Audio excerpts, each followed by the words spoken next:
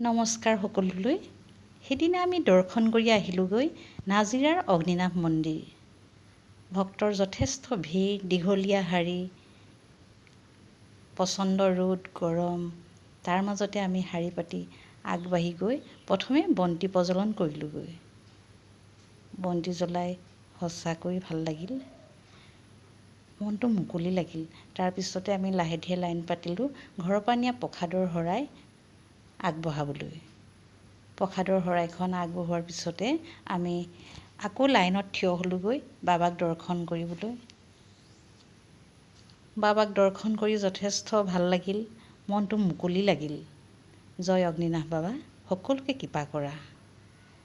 বাবাক দৰ্শন কৰি আহি লাহে ধীৰে আমি পায়স আৰু প্ৰসাদ ল'লোহি।